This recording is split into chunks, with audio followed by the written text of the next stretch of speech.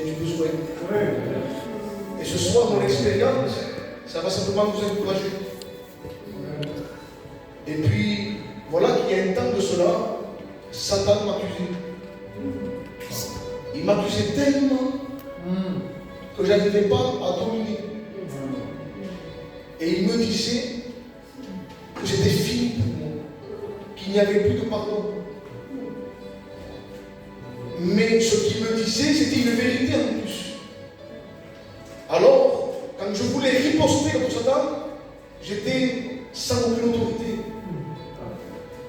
Alors là, je me laissais aller par les pensées, et petit à petit, l'oiseau fait son nid. Et puis là, j'étais à 2-3 de tout abandonner. Et puis je bénis Dieu de ce que Dieu nous a laissé le Saint-Esprit. Gloire à Dieu. Et le Saint-Esprit nous rappellera tout ce qui est écrit. Amen. Et puis il y a un texte dans Isaïe. Il dira, tu te fatigueras plus toi de me demander pardon que moi de te pardonner. Ça veut dire quoi? Ça veut dire que des fois on pêche tellement qu'on n'a plus la force de demander pardon à Dieu. Et on dit, on a fait trop de fautes. Je ne mérite plus de pardon. Et on se fatigue après le temps. Mais Dieu, lui, ne se fatigue pas de te pardonner. Donc laisse-moi te dire, je ne sais pas qui c'est qui t'a dit qu'il n'y a plus de pardon ce soir. Je ne sais pas qui t'a dit que c'est fini pour toi. Toutes ces voix sont mensongères. Laisse-moi te dire qu'il y a le pardon en abondance. Tu peux revenir et te repentir sans aucun problème. Le désir de Dieu, c'est de pardonner. Gloire à Dieu. Gloire à Dieu. Et je ne parle pas en vain ce soir. Je sais qu'il y a des personnes concernées. Ce n'est pas de l'orgueil, c'est une conviction que je dis. Amen. Donc laisse-moi te dire, je te le promets de la part de Dieu, que l'appel que je fais, ce n'est pas un appel, c'est simplement que c'est Dieu qui t'appelle à te repentir. Et que la porte est encore ouverte. Donc, avec ces paroles, je pense que tu avais compris ce message, c'est que tu peux encore avoir l'espérance. Ce n'est pas fini. Repends-toi. Tu pourras finir de pardonner tes péchés.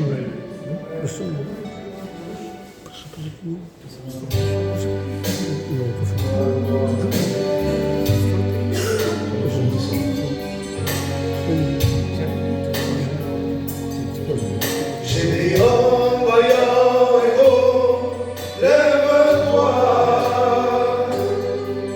J'ai des hommes vaillants et hauts, ne crains pas. J'ai des hommes vaillants et hauts, lève-toi.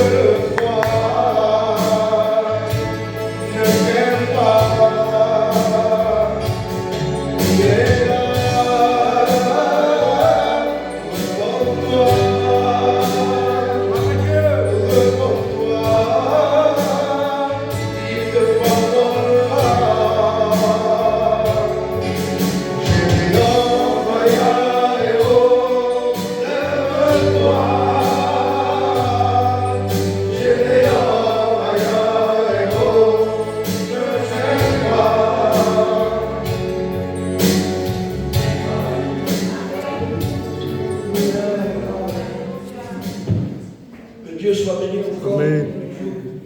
J'aimerais présenter les malades de mon Dieu. Il y a beaucoup de malades, beaucoup de gens à terre. Et je voudrais passer les malades de mon Dieu. C'est important. Nous savons que l'Église, lorsqu'il est unique pour quelque chose, et Dieu se manifeste. Au Saint-Thérèse, au Bernès, il est monté à Montpellier hier. Je le sais parce que je travaille avec Inès avant. Et je le remplace quelques mois. Et il est monté hier pour faire scanner toute une panoplie. Et puis, bon, on avait prié à la réunion, on avait prié que pour lui. On a fait une réunion de prière que pour lui. Personne n'avait le droit de prier pour lui. Non. Que par l'honneur. Et on a. Ça ne compte pas. Dans le ciel, il n'y a aucune montre pour voir combien d'heures on prie. Il faut indiquer pour que la main du Seigneur se manifeste. Il ne faut pas une prière aussi longue. Bon, tu l'as fait, tu peux la faire, c'est pas interdit.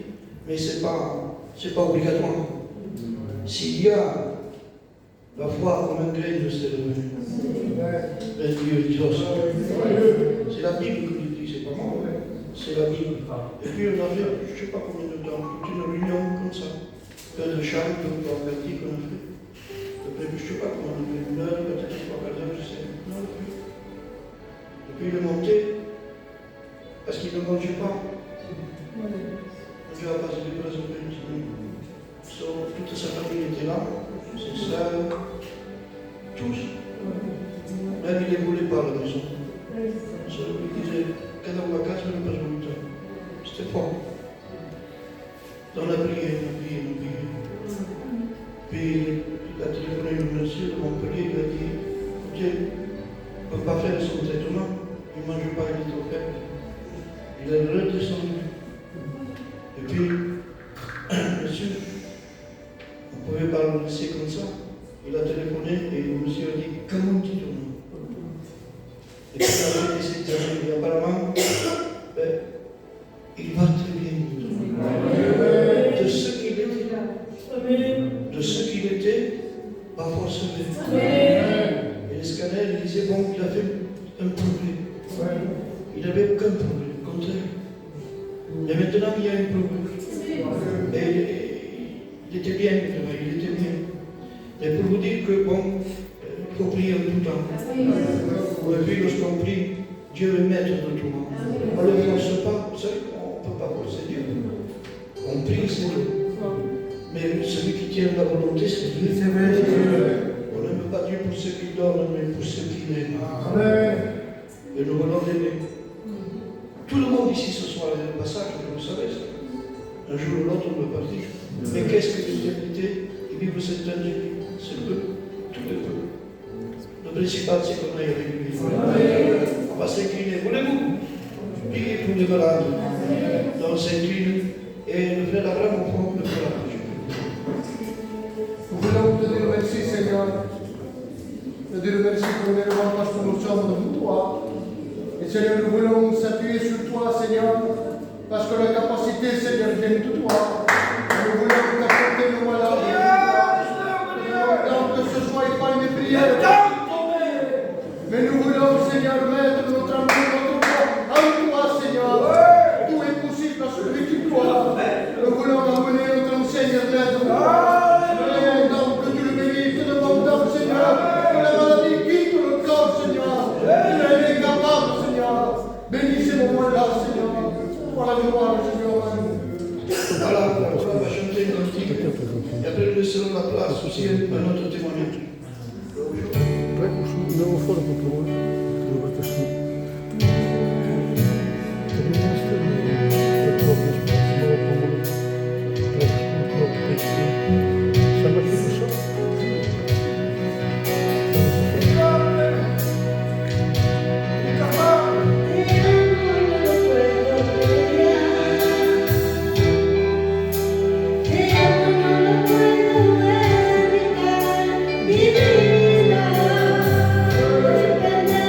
Peace.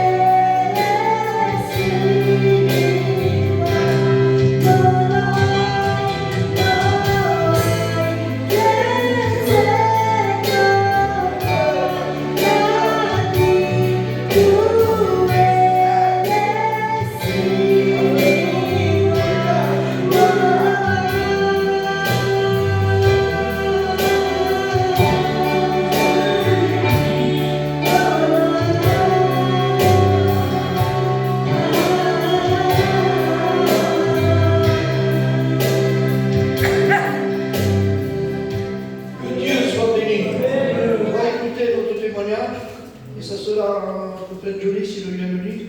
Est-il une expérience celui-là dans le cœur? Je vous rends Jésus de Nazareth.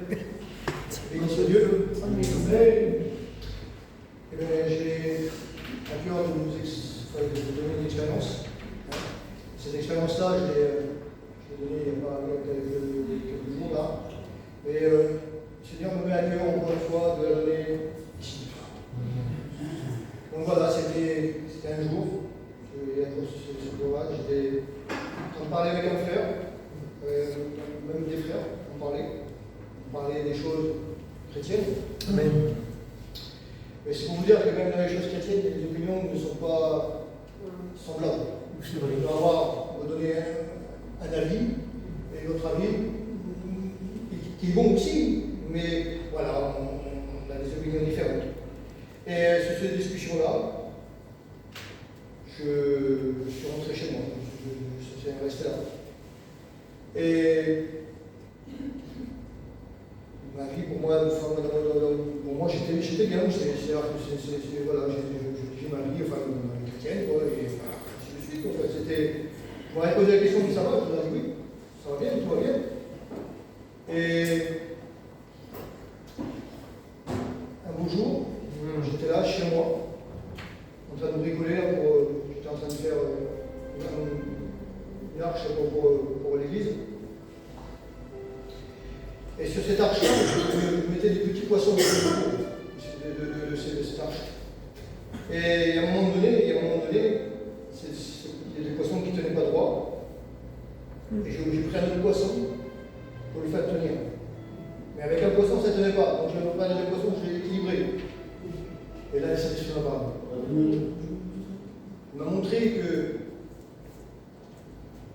ces poissons qui étaient là, c'était nous, chrétiennes. C'était nous. Et à travers ces poissons que je faisais maintenir, le poisson qui était en train de chavirer, ben c'était des frères et sœurs qui le maintenaient. Et là, le Seigneur m'a dit, à travers ça, que j'avais besoin d'être sauvé. Et là, je disais, le Seigneur, pourquoi je veux bien, le Seigneur. Je veux bien. Donc, j'ai besoin d'être soigné. Je ne comprenais pas. Et là, il me dit, alors pourquoi ton cœur est attristé? Je suis attristé. Oui, tu es attristé. Tu es en train de diminuer dans ta vie chrétienne. Et il y a un moment donné, le Seigneur nous fera toute chose, c'est-à-dire que nous, quand on ne comprend pas et qu'on ne voit pas terre, le Seigneur est là pour nous éclairer. Et là, il m'a montré ma situation. Et quand j'ai vu cette situation que ça m'a montré, j'ai dit, c'est vrai, Seigneur, je te demande pardon. C'est vrai. C'est vrai parce que je suis un peu attristé. Et c'est vrai que je me rends compte, alors aujourd'hui, c'est vrai que je diminue dans ma vie chrétienne. Et suite à ça, je dis, comme j'ai dit, c'est vrai, Seigneur, tu es bon, Seigneur. Tu sais relever. Malgré que même nous, quand on ne le voit pas, c'est vrai qu'on ne le voit pas, il y a des choses qu'on fait, qu'on ne se rend pas compte, on ne voit pas. Mais le Seigneur, quand le Seigneur habite en nous, il nous relève. Gloire à Dieu. Et donc voilà, donc c'était pour vous dire que peu importe, moi c'était un sujet de discussion, mais ça peut être autre chose. Ça peut être des choses de la vie, des choses qui en sont heureux.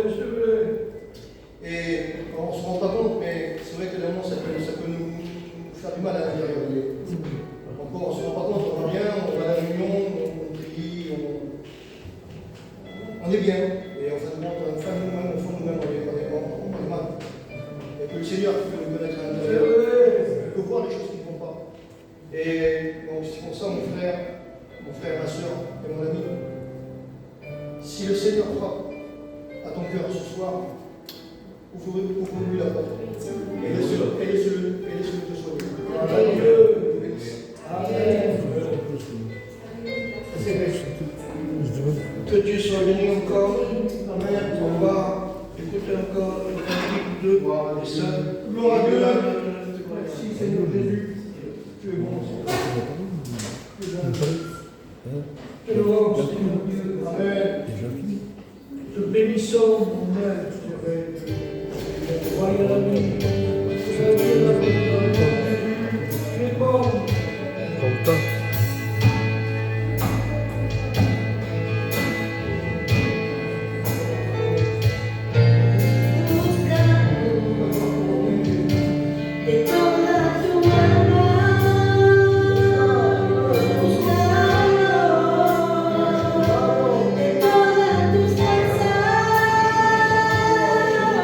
Buscador,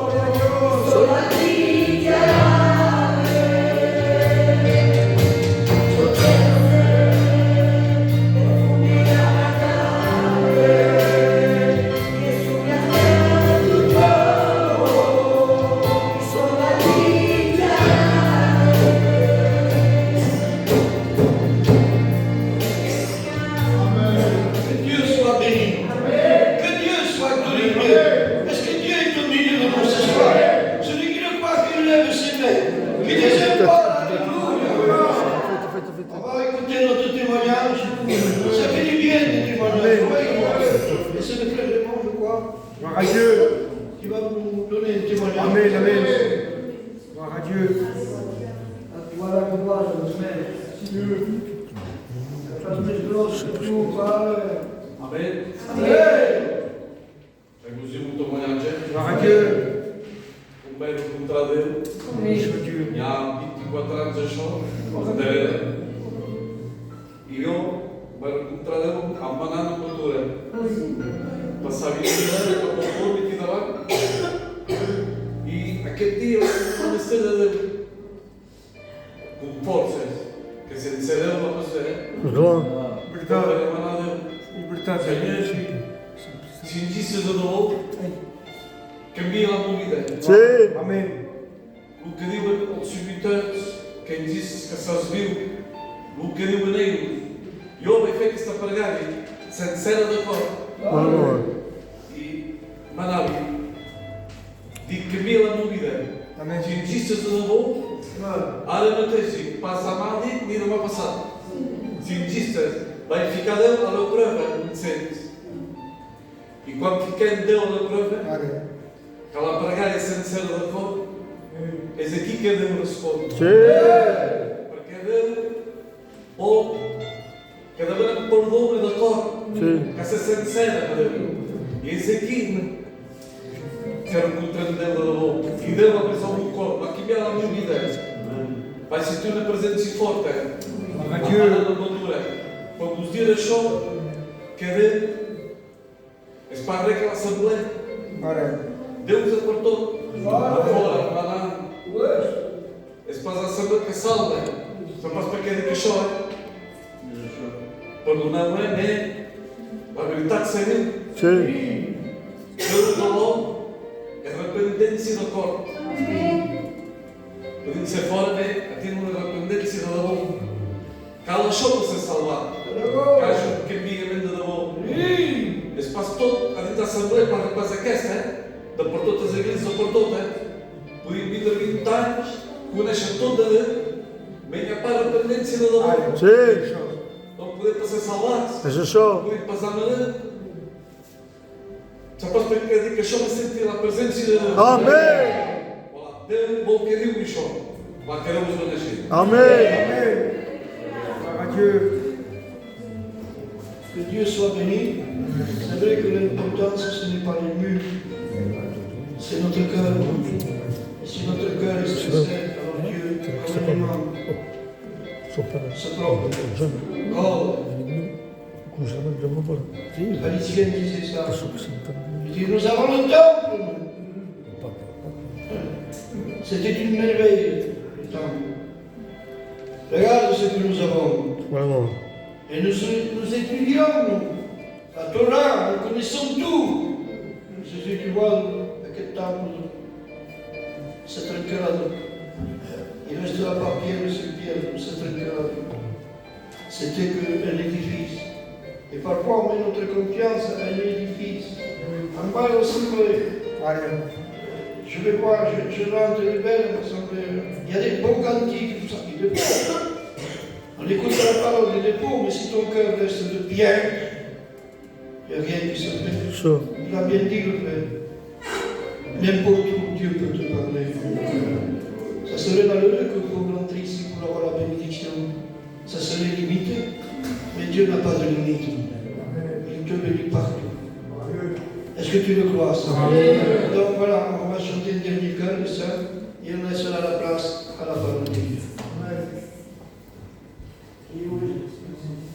Te louons, te glorifions. Là, il parle beau. Là, Jésus de Nazareth. Je te loue, simple.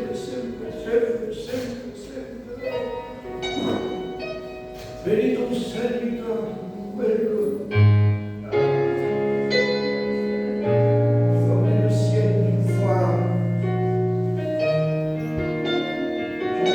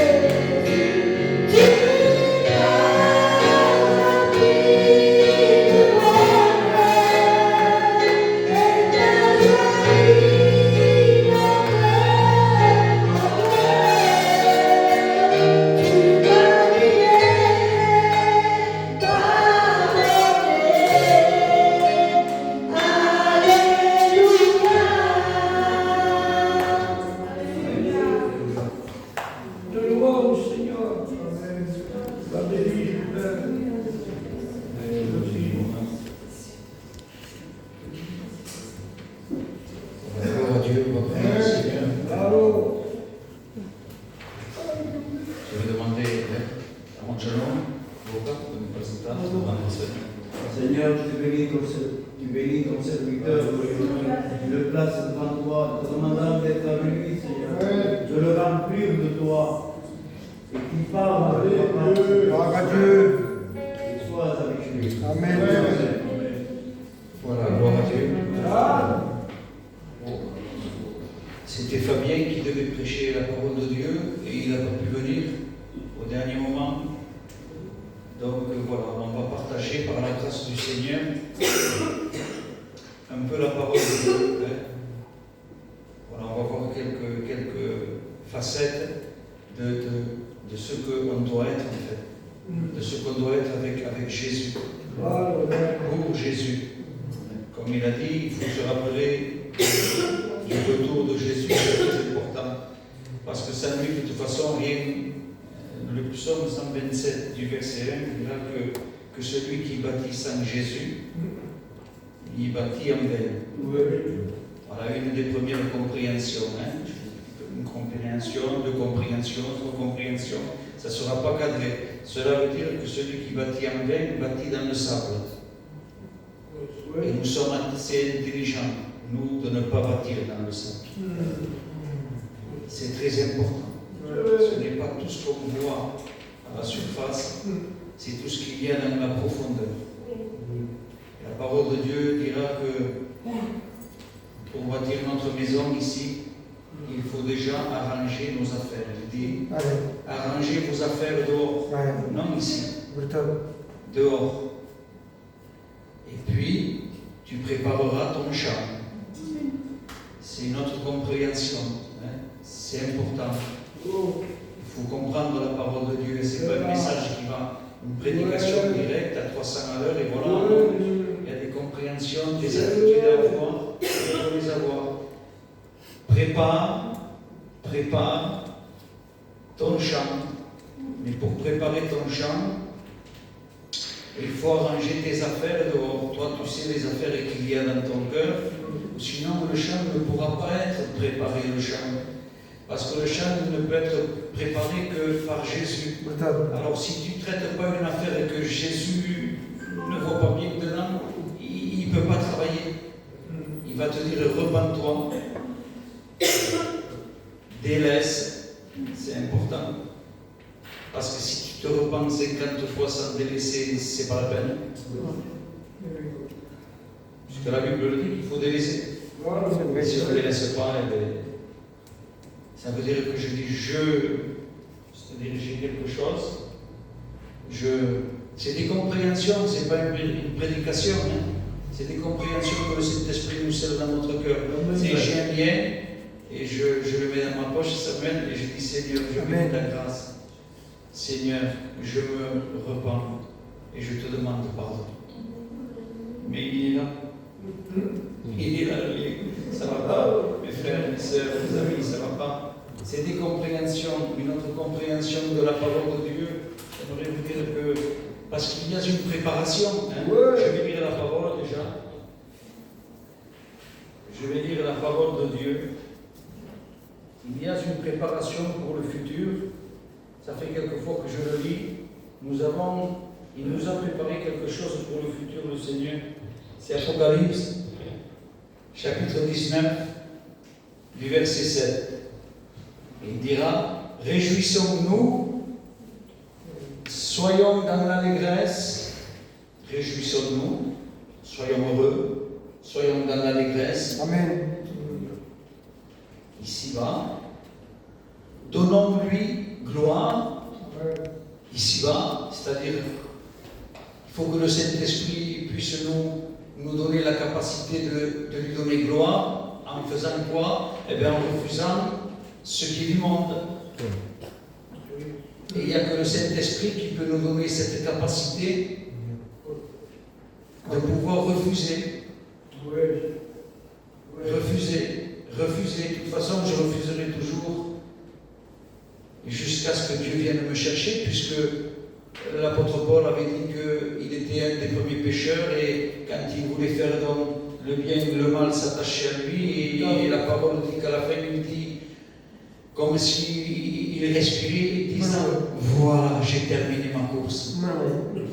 Et quand il a dit j'ai terminé ma course, et tout au long de sa vie, il a eu des combats dans la chair. Mais le Saint-Esprit lui a donné la capacité de repousser, de repousser, et désormais, voilà, la couronne de justice m'est réservée. C'est pas grâce à l'apôtre Paul, mais grâce au Saint-Esprit qui était en lui et la nouvelle naissance qu'il avait eue au chemin de Damas. C'est une compréhension aussi.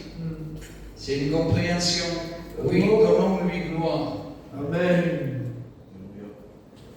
Car les noces de l'agneau sont venues et son épouse s'est préparée.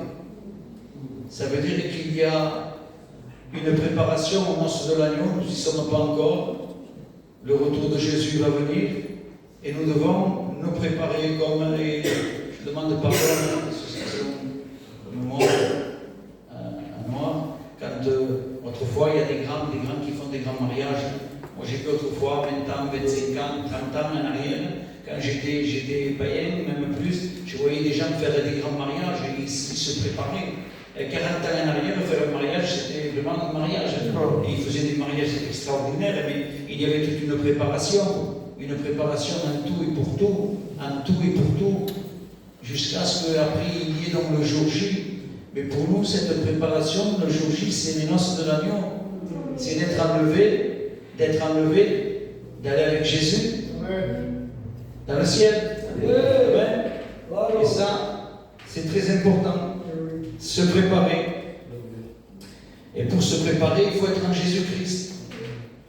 C'est pour cela que Jean 6,37 dira comme cela. Il dira je ne mettrai pas dehors. C'est une autre compréhension. Je ne mettrai pas dehors celui, la femme ou l'homme qui vient à moi.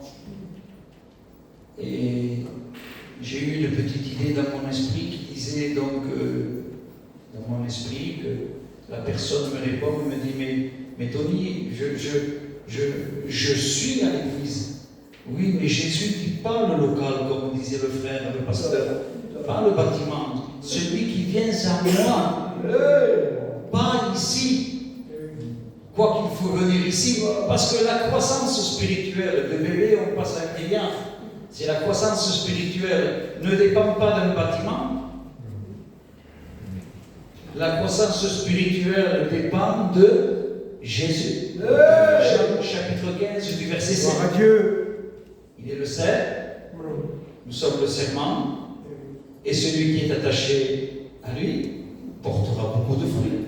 Jésus cherche du fruit, il ne cherche pas à faire monter les jeunes, à faire chanter les jeunes, à faire témoigner les jeunes, c'est pas ça. Ça, c'est le secondaire, ça.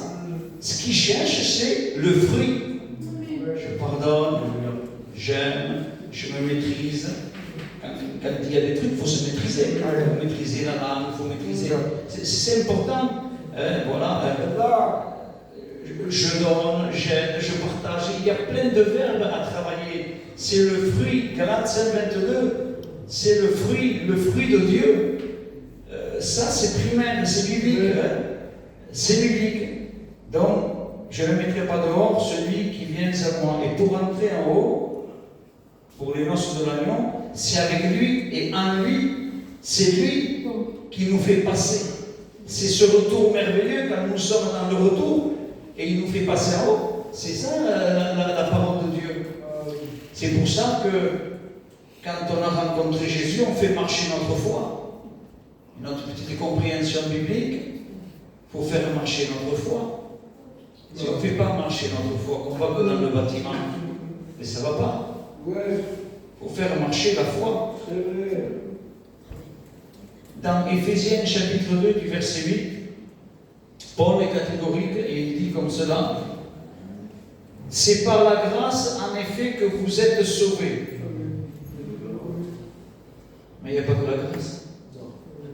Parce que si je m'arrête là, je ne suis pas sauvé. Je poursuis le texte. Amen. Par le moyen de la foi. Point. Les deux vont ensemble. S'il n'y a pas la foi, Où je vais aller? Dans le local, oui, mais que sera ma préparation humaine, charnelle, mondaine? Tandis que si j'ai la foi avec Jésus, ma préparation sera spirituelle par lui. Parce que Jean 4 dit Dieu est esprit.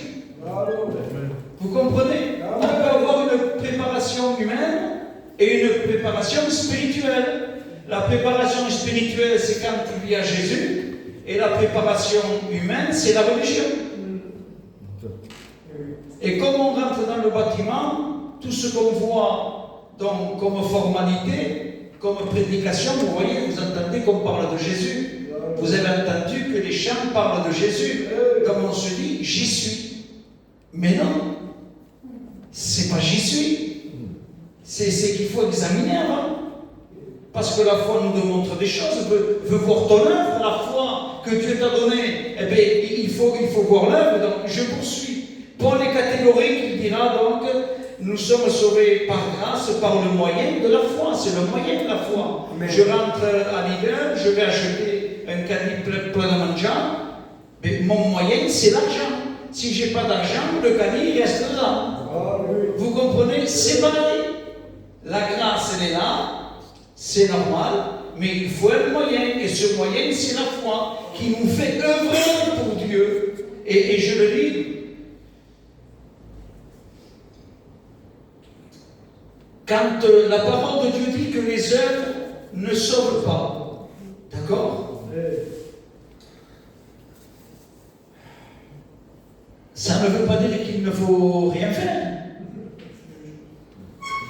Puisque Jacques, chapitre 2, en fait, c'est une tension biblique entre Paul et Jacques, parce qu'un il dit nous sommes sauvés par le moyen de la grâce, les œuvres ne sauvent pas, et Jacques dit moi je te montrerai ma foi par les œuvres. Il faut les œuvres, les deux vont ensemble. Et quand il dit que les œuvres ne sauvent pas, cela veut dire qu'on n'est pas sauvé par les œuvres, c'est vrai. Ça veut dire, déjà, Paul dit que le salut est un cadeau, pas un salaire. Alors, c'est pas parce que je prêche que je suis sauvé, c'est un cadeau par le moyen de la foi. C'est pas parce que je sente que je suis sauvé, c'est le salaire, la salvation, par le moyen de la foi. Vous comprenez? C'est pas parce que j'ai un titre, une fonction que je suis sauvé. C'est pas ça. Parce que le salut est un cadeau par le moyen de la foi. Vous comprenez la parole? Il faut la foi. Donc si je peux lire Jacques, que dit Jacques? Je vais le lire. Alors, nous sommes sauvés par grâce, mais je vais lire Jacques chapitre 2, que il dit que quand les œuvres, parce que les œuvres montrent si ta foi, elle est authentique. Nous sommes sauvés par grâce, par le moyen de la foi, mais est-ce que cette foi est authentique? C'est-à-dire, si elle est morte, elle n'est pas authentique. Si elle est éveillée et qu'elle marche, elle est authentique. Ça vous comprend? Alors, je lis la parole de Dieu, chapitre 2, verset 15. Alors, c'est l'œuvre de Dieu, comme tant d'autres choses, il y en a un ici. Si un frère ou une sœur est dévêtu et manque de nourriture, donc elle est dévêtue, et manque de nourriture chaque jour, il dit aux chimistes, et que l'un d'entre vous, alors ceux qui disent on est sauvé par grâce, disent, eh bien à ces gens-là, allez en paix, chauffez-vous, t'es une espèce de manque, tous igual, chauffe-toi, t'as pas de nourriture, et Jacques dit, rassasie-toi. Sans leur donner ce qui est nécessaire, c'est l'œuvre. Sans donner ce qui est nécessaire pour le corps, pour se couvrir et pour manger. Il dira, à quoi cela sert-il de dire j'ai la foi? Puisque tu n'as rien fait, c'est pour montrer l'œuvre. Je ne dis pas qu'il faut nourrir tout Perpignan et qu'il faut donner tous les vêtements à tout Perpignan et tout notre argent à tout Perpignan et tout, c'est pas ça. Mais on est des chrétiens qui ressentent un besoin de l'autre. et qu'il faut œuvrer. Això és com tant d'altres coses. Ça, je prends ça parce que je lis Jacques, mais si les frères nous montreraient aussi des explications de l'œuvre que par la foi on doit faire. Nous sommes sauvés par grâce, oui, mais par le moyen de la foi. Mais il y a des œuvres. Alors il dit comme cela, il en est ainsi de la foi. Explique. Il dit, vai tu qu'est-ce qu'il a fait? Va t'expliquer ce qu'il a fait, Jacques. Si elle n'a pas d'œuvre, elle est morte. Explique ça, Jacques. Mais quelqu'un dira, toi tu as la foi, d'accord, eh bien moi j'ai les œuvres. Donc il dira, toi qui as la foi, montre-moi ta foi, par les œuvres. Les œuvres c'est quoi? Ben, les œuvres c'est de pouvoir faire le bien, partager. Il y a une œuvre du Saint-Esprit de préparation qui se fait. C'est celui qui combat le mal par le bien. C'est une œuvre que Dieu fait. C'est celui qui rejette le monde. C'est celui qui pardonne. C'est une œuvre. C'est la foi pousse à cela. Pousse à aimer, pousse à pardonner, pousse à croire que notre demeure, la vraie maison est en haut. Et la foi, elle marche, elle grandit, elle grandit. Et il dira comme cela, toi, tu as la foi et moi j'ai les œuvres. Montre-moi ta foi sans les œuvres. Et moi, par mes œuvres, je te montrerai ma foi. Cela veut dire que Jacques répond à la question comment reconnaître une foi authentique quand on œuvre. Vous voyez, l'œuvre, elle n'est pas toute seule, elle est accompagnée de la foi et de la grâce. Si dans la grâce, la foi est morte, ça veut dire qu'il n'y a pas d'œuvre. Donc, quelle marche j'ai? Quelle marche tu as? Pardonnez-moi. Quelle marche j'ai? C'est ça, vous comprenez? Alors, il faut que cette foi soit en Jésus-Christ. Donc, il faut venir à Jésus-Christ et non dans un bâtiment. Je vais vous dire notre compréhension de la parole de Dieu que j'avais ici. C'est quand nous passons des mauvais moments. Elle est par là. Quand nous passons des mauvais moments, j'aimerais qu'on ait cette attitude de foi si on l'a cette foi. Et puis à la fin, on parlera de la repentance, la conversation entre Nicodème et Jésus. Parce qu'il y en a qu'il faut qu'ils naissent de Dieu, peut-être. Il y en a un, peut-être. Alors, là, il se passe quelque chose dans l'évangile de Luc, c'est une autre compréhension qu'on doit avoir pour ne pas souffrir. Pour ne pas se faire du mauvais sang, nous, l'Église de Dieu. C'est Luc chapitre 16, du verset 19. Je le dis simplement. Vous connaissez Lazare et l'homme riche. Lazare représente le chrétien avec toutes ses difficultés, mais toutes les difficultés qu'il peut avoir. À l'instant, pas d'argent, maladie, pardonnez-moi, deuil, tout ce que vous voulez, injustice, souffrance, douleur. Lazare représente cela. Et puis on a à côté, l'homme riche représente celui qui vit dans le monde. Il a de l'argent, il n'a pas de problème, tout lui va bien. Alors, à la première vue, on dit, pauvre, le pauvre Lazare. Mais vous savez que dans la parole de Dieu, on a une durée de vie entre 70, 80, le plus robuste, et après, où c'est comme ça. Vous comprenez ça? Alors, là, on dit, dans la première vue, du pauvre Lazare. Mais moi, je ne voudrais pas être comme Lazare, j'aimerais être comme l'homme riche. Donc, le pauvre, on lui dit à Lazare. Mais quand Jésus vient chercher, que Lazare part et que l'homme riche reste, qui c'est le pauvrette? C'est qui après? Parce que Lazare, lui, va vivre dans l'éternité. 80 ans, 800 ans, 8000 ans, 80 000 ans, je ne sais pas. L'éternité. Et le garçon qui vivait dans le monde, parce que si tu vis dans le monde, il faut te repentir. Si tu es attaché au monde, il faut te repentir. Alors là, on voit que quand Jésus vient, eh bien, Lazare s'est préparé avec toutes ses douleurs. Lazare s'est préparé avec toutes ses souffrances. Ça démontre le chrétien. Mais il part. Il part. Il est régénéré. Il est plus malade. Il est encore glorieux. C'est ce qui nous attend. Vous comprenez? Tandis que l'autre, il demande même une goutte d'eau. Avec tout ce qu'il a eu dans le monde, il demande une goutte d'eau d'en haut. Alors que s'il se repentait, il aurait eu des cascades d'eau fraîche de Jésus. Vous comprenez ça?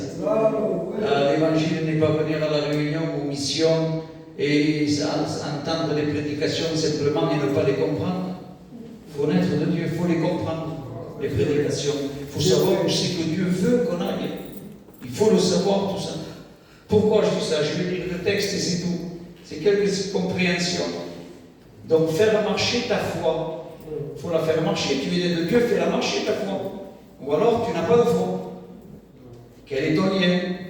Qu'est-ce qui te reste à donner à Dieu? Quels sont tes manquements? Mais tout ça, ça se travaille avec Dieu. Ça se travaille avec le Seigneur. Regardez une compréhension que j'avais à la maison, et je l'ai dit, je prends 5 minutes. Je disais, Seigneur, et parce qu'il m'a donné un titre de mes fins, un titre, on ne dit pas, il m'a donné une pensée, une phrase. Et je disais, se préparer, c'est-à-dire arranger nos affaires avant d'aller au temple. Parce que souvent on attend de venir au temple pour arranger nos affaires. Je dis, Seigneur, si, nous sommes des chrétiens qui peuvent arranger, passi ou que passi, nos choses dehors avant de venir là. Vous imaginez ça? Comment quelques frères et quelques sœurs viendraient remplis de Dieu, mais les inconvertis verraient le feu de Dieu. Pourquoi je dis ça? Dans le livre des Actes au chapitre 3, il n'était pas dedans quand il a été guéri. Pierre et Jean descendent. Ils voient le garçon malade. Eh bien, il traite avec Jésus son affaire dehors. Il est juste à l'entrée au couloir. Et puis, la parole dit dans le livre des Actes, chapitre 3, il dit que quand il fut guéri, traitant son affaire dehors avec Jésus, il entra. C'est qu'il était dehors. Il entra et adora Dieu. Il était plein de feu de Dieu. Et il adorait Dieu. Les lépreux. C'était pas dans un temple, c'était dans une montagne qu'ils ont rencontré Jésus. Ils n'ont pas dit je vais au temple pour que Jésus m'enlève la lettre. Non, non. Ça, c'est une attitude aussi à avoir, mes frères et mes sœurs. Il ne faut pas attendre de venir au temple pour arranger vos affaires. Que tu sois malade, que tu sois triste, que tu pleures, que tu sois angoissé, que tu sois stressé. Eh bien, appelle Jésus. Appelle Jésus. Fais comme j'ai lu, Jésus, je t'attends dans ma chambre. Et Jésus est venu. Il a guéri la petite de 12 ans. C'était pas dans un temple, c'était dans la maison. C'est une autre attitude aussi à avoir. C'est une autre mentalité biblique. Il est allé là-bas, Jésus il est rentré dans la maison. Pas dans le temple. Et il a ressuscité la petite. La maison, dehors, dans un terrain, dans la montagne, dans la voiture, on trouve Jésus. S'il n'y a pas que là, c'est pour ça qu'on rétrograde un peu. Parce qu'on vient là et quand il ne se passe rien, ça vous paraît comme la piscine de Bethesda. Il y en a qu'un. Et toi tu vois, oui, j'ai pas le temps que Jésus a passé. Et j'ai pas le temps que Jésus a passé. Non, il y a une attitude. Vous pouvez arranger vos affaires dehors avant de venir là. Et je crois par la foi, si l'Église ferait ça, on rentrerait. Parce que je vois pourquoi toute l'Église cante, que toute l'Église prêche, quand toute l'Église chante, que toute l'Église prie, que toute l'Église exerce les dons. Parce qu'aujourd'hui, le corps ne fonctionne plus. Vous voyez, je m'en vais, mais je ne veux pas partir là. Je veux revenir. Mais le corps, 1 Corinthiens 12:7 dira que le corps du Christ n'est pas formé que d'un seul membre. C'est avec une seule personne. Et aujourd'hui, on voit que le corps ne fonctionne plus au dépend d'un seul membre. D'un seul membre qui est à la chair, qui tient le micro, qui prie, qui chante, qui parle en langue, qui fait ceci, qui fait cela, ici, et là, et là, et là, et là. Et l'église, le corps ne fonctionne plus. Ils sont là.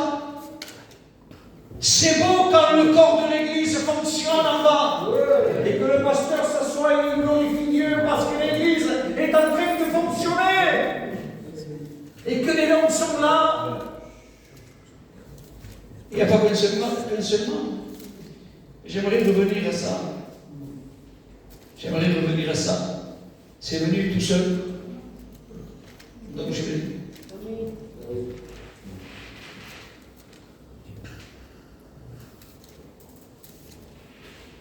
J'aimerais dire simplement, donc, il faut que notre foi soit éveillée, il faut s'examiner, hein, parce que Jésus vient nous chercher.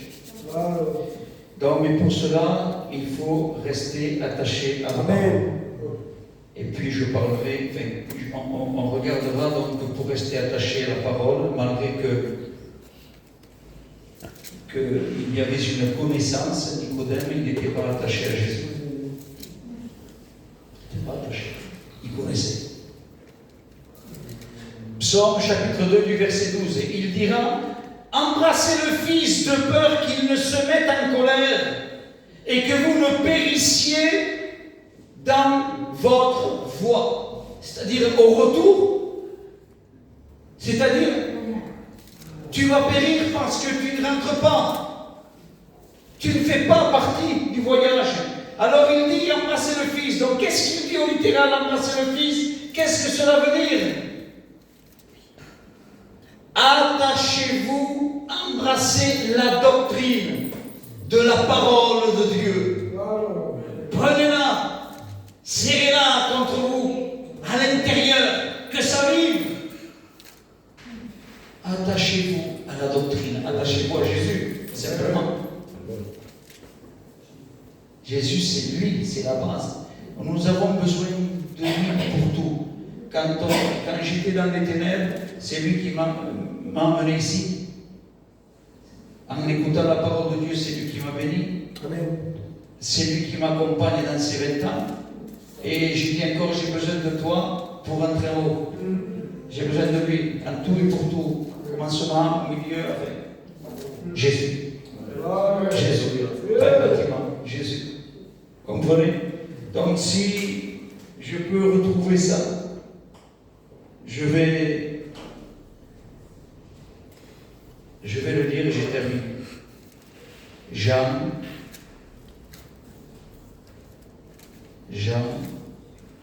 On a parlé de quelques compréhensions. Amen. Oui. Quelques compréhensions. La lumière de la parole de Dieu, quand la vérité est prêchée, et c'est ce que dit dans la parole de Dieu, la lumière, la vérité, parce que la lumière c'est la vérité, hein? Et tout don parfait descend d'en haut des pères de lumière, dira Jacques. Ça ne descend pas d'en bas, ni de droite, ni de gauche. Ça descend d'en haut. Amen. Et j'ai terminé. Il dira comme cela: la lumière ne met pas indifférente le peuple de Dieu. Parce que la lumière, c'est comme la cuve d'airain, vous voyez, elle était tellement polie, la cuve d'airain, que quand on se préparait un peu son attachant, pour se laver, elle faisait miroir. Jacques dit que la vérité, la parole est un miroir où on se voit. Et dans la cuve d'airain, avant de rentrer, on se voyait notre propre miroir, notre propre image. Donc, on voyait ce qu'il y avait. Quand on rentre dans la réunion, il ne faut pas rentrer comme ça. Il faut être comme la cuve d'airain. Donc j'avais dit à la réunion là-bas de mettre un miroir, que le responsable mette un miroir dehors pour se regarder où on en est. Et quand on rate, on peut traiter l'affaire avec Dieu. Ou sinon, on va faire toujours chant, témoignage, prédication, on s'en va chanter. C'est plus profond que ça.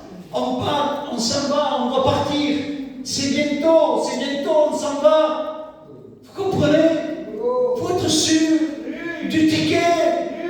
Parce que je prêche, c'est pas ma sécurité n'est pas la prédication, Ma sécurité de sentir que l'Esprit me dit que je suis sauvé.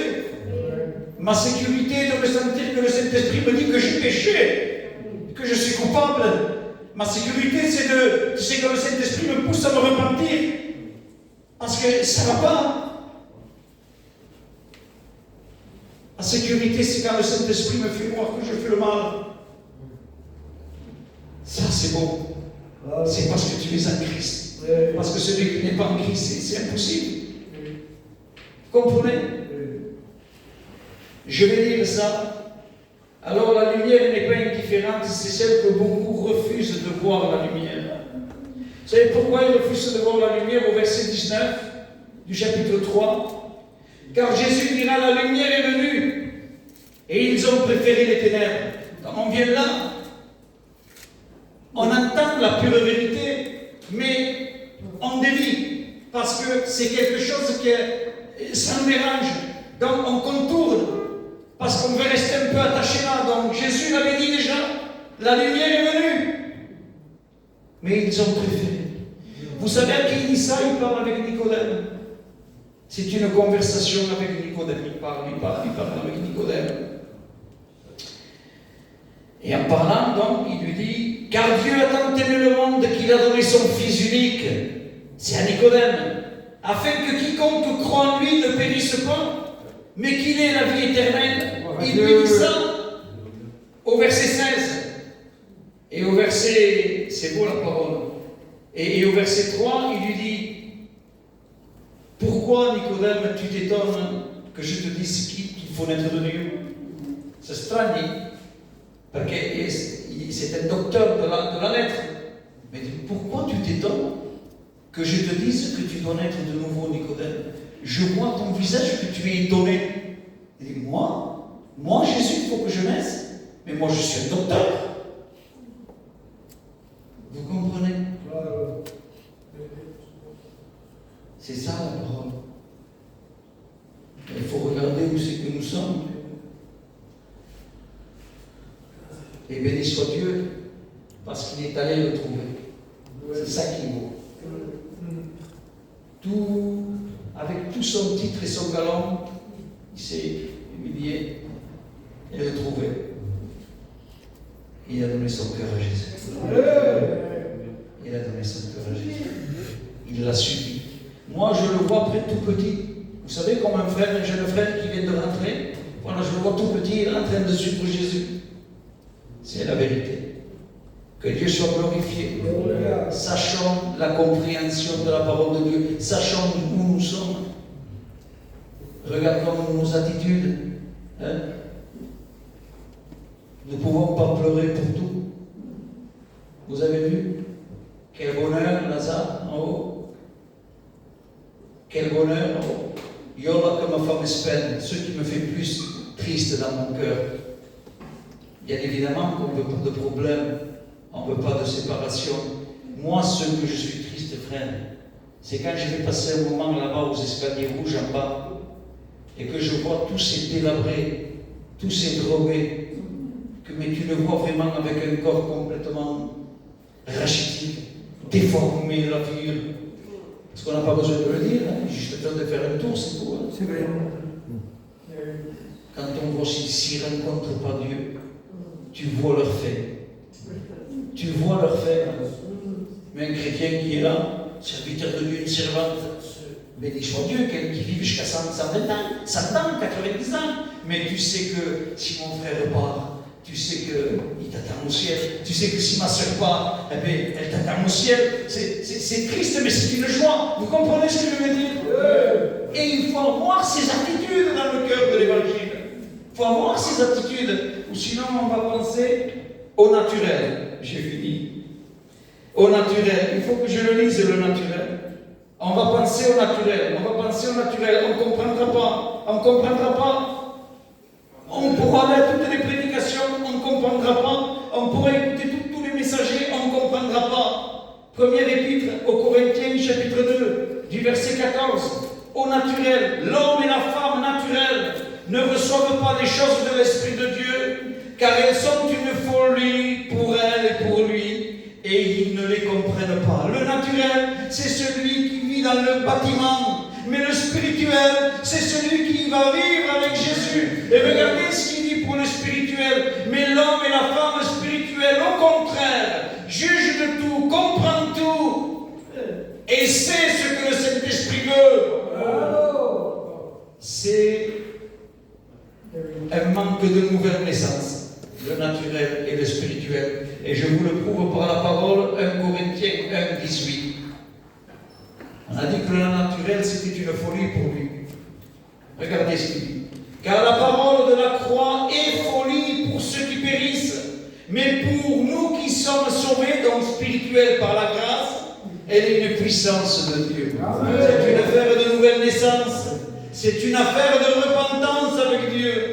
S'il y a la vraie repentance avec un délaissement, Jésus rentre dans notre cœur. Il produit la grâce, il produit la foi, il produit l'œuvre, il produit le fruit. Car c'est par lui, son vouloir et son faire, qu'il peut produire tout en nous.